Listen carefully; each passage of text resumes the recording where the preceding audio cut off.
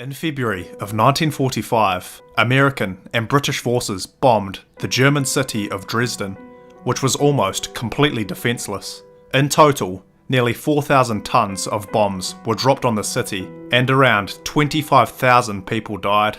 The bombing ignited a firestorm that was so powerful it sucked children into burning buildings, and the temperatures were so extreme that the people who hid in bunkers were boiled alive. After the bombing had ended, the German residents opened basements and bunkers only to discover pools of black liquid and bones from the people who had simply melted from the intense heat. This is the beautiful city of Dresden in Germany before World War II in the 1920s. One of the most magnificent examples of the cities of the old world. The beautiful, unmatched architecture. All those antennae collecting that free energy from the ether above. This is a prime example, too, of the great lengths they went to destroy so much of the beauty of the old world. All of that architecture. Dresden was a casualty that never needed to happen in World War II. In fact, you'd be surprised to know, and maybe not if you follow this channel, that the truth about World War II and World War I is far different than the story we've been told. There was a massive demolition job at the cost of so many innocent lives on both sides. The indiscriminate destruction of the old world after the reset, clearing up all traces of that advanced civilization. Just ask yourself, why at the end of World War II, Dresden was a cultural landmark with little strategic significance. Why the indiscriminate bombing that would leave most of what you've seen in this video reduced to complete rubble, civilian centers and all. History is certainly written by the victor. That history that is nothing more than a set of lies agreed upon. Question everything, friends. Until next time.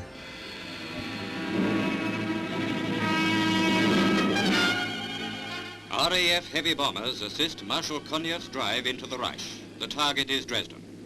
It was being used to pump German troops into counterattacks against the Russian army not many miles to the east. This strike put a stop to that. The night sky is pitted with aircraft, varicolored target markers, and the newest German attack device, a scarecrow designed to burst and look like a plane exploding after a direct hit. Static electrical discharge caused by intense cold mars these magnificent bombing shots.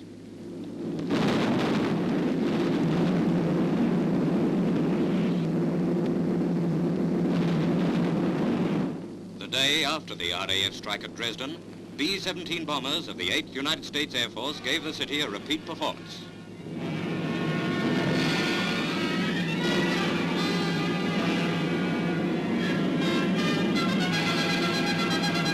After these attacks, the German overseas news agency said, "This city, hitherto almost untouched, has been carpeted by heavy and super heavy high explosives and incendiaries.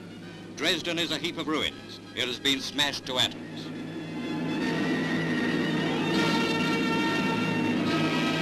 Before these attacks, Dresden was planned as a substitute capital in place of Berlin.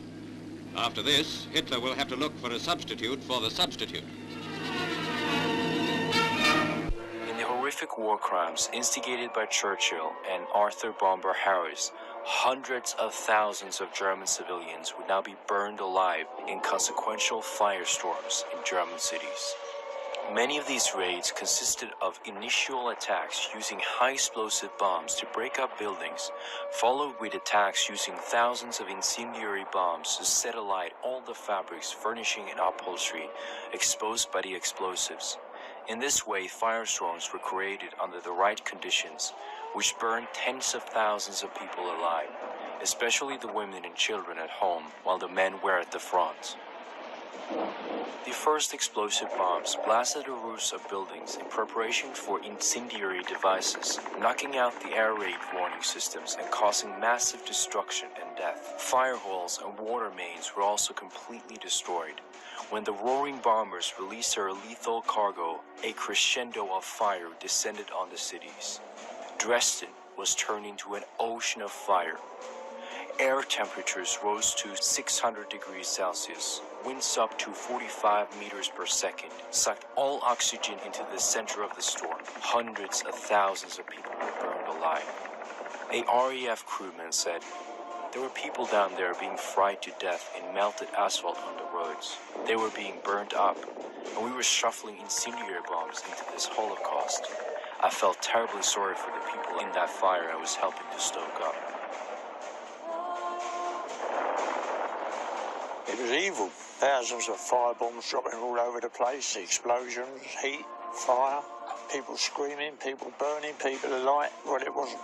After about half an hour, it started developing into something which was really bad. The lot came over and dropped all these incendiaries. And then, of course, as wave after wave came over, the impact got heavier. 35 minutes, 40 minutes after the first bombs had dropped, the bomb dropped outside the building that we was in, killed my mate, Harry, and about 3/4 of the people in there were killed. And so you go out and you come out there and the whole place is a furnace. It's a furnace.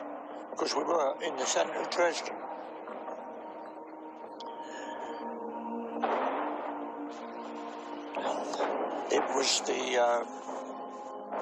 It was the second wave which really brought the tornado into being. Because then they started dropping the 4,000-pound blockbusters, 4,000 pounds of napalm, which if it dropped anything within about 300 yards was immediately incinerated to feed the fire, so you get the wind coming in. That's really tornado force, and you just can't. It dehumanises anything that you've experienced before. They tried to cross over to us, a group of them, and the first lot of them got stuck in the middle of it. They couldn't get away, and in the end, they caught a light. They were still alive, and then they exploded. Wave upon wave of phosphorus and incendiary bombs washed over the defenseless civilian German population. Thousands of German elderly, women, and children suffocated or was burned alive in basements and tunnels where they were hiding, as the oxygen was sucked out of their hiding places and pulled toward the blaze to feed the flames. Thousands more were hurled into the air and sucked by the winds right into the fire. Some perished in a blast of white heat intense enough to melt the human flesh. Wherever there was a water fountain or canal, the city's inhabitants jumped in only to be boiled alive. The attacks left the cities a raging sea of fire. Hundreds of smaller fires merged into single huge conflagrations. Huge masses of air were then sucked in to feed the inferno, causing an artificial tornado. The firestorm in Dresden was so massive that pilots reported that their cockpits actually were illuminated by the Great Fire. The air suction of the fire was so powerful that it uprooted trees and lifted roofs from houses miles away. Total panic struck the people.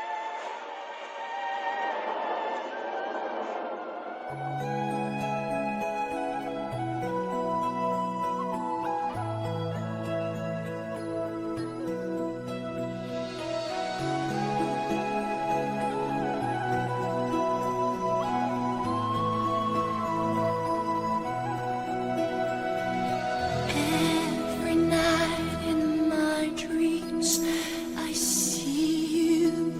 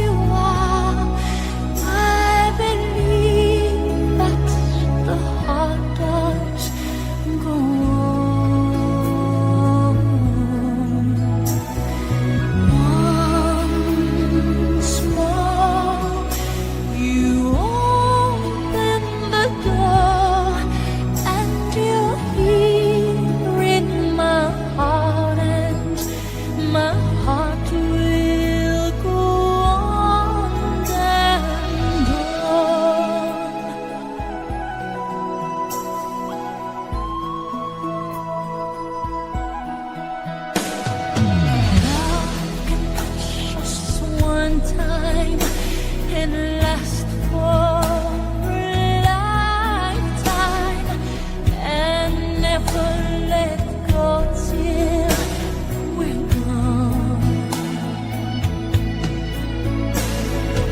Love was when I loved you, one true